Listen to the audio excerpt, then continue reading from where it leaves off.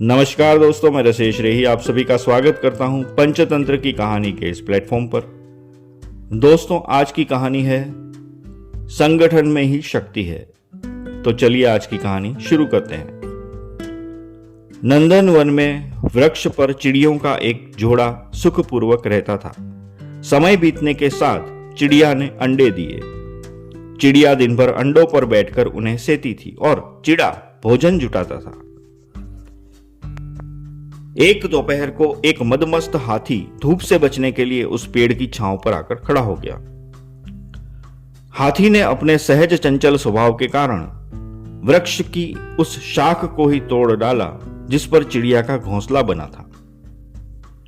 चिड़िया का घोंसला तिनके तिनके होकर बिखर गया और उसके अंडे टूट गए।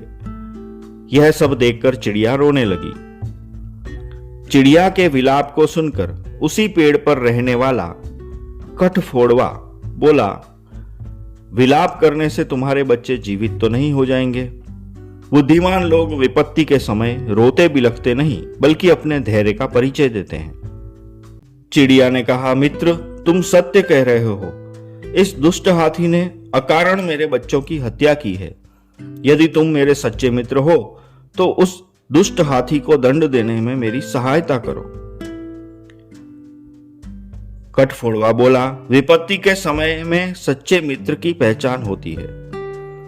जो विपत्ति में मित्र की सहायता नहीं करते वह मित्रता के योग्य नहीं होते। मैं तुम्हारी अवश्य सहायता करूंगा। मेघनाथ मेंढक और विणाक मक्खी मेरे परम मित्र हैं। मैं उनके साथ सलाह करके कोई योजना बनाता हूं। तुम मेरे आने तक यहां मेरी प्रतीक्षा करना। कठफोड़वा अपनी मित्र मक्खी के पास आया और चिड़िया की दुख भरी कहानी सुनाने लगा और कहा, जब तक वह अपनी बर्बादी का बदला उस हाथी से नहीं ले लेती तब तक उसे चैन नहीं आएगा। मित्र होने के नाते मैंने उसे हाथी से बदला लेने में उसकी मदद करने का वचन दे दिया है। मित्र मित्र होता है और फिर मित्र का मित्र भी तो हमारा मित्र ही हुआ। हम उसकी सहायता करने में तुम्हारा साथ जरूर देंगे। विणाक मक्खी और मेघनाथ मेंढक ने एक स्वर में कठफोड़वा से कहा। वह तीनों रोती बिलखती चिड़िया के पास जा पहुंचे। आपस में काफी देर तक विचार विमर्श करने के बाद उन चारों ने हाथी से बदला लेने की योजना बना डाली। सबसे पहले विणाक मक्खी ने कहा, मैं दोपहर के समय उस दुष्ट हाथी के पास जाकर उसके कान के पास वीणा जैसा मधुर स्वर निकालूंगी, जिसे सुनकर हाथी मदमस्त होकर अपनी आंखें बंद कर लेगा। कठफोड़वे ने कहा, और मैं उसी समय अपनी चोंच से उसकी आंखें फोड़ डालूंगा।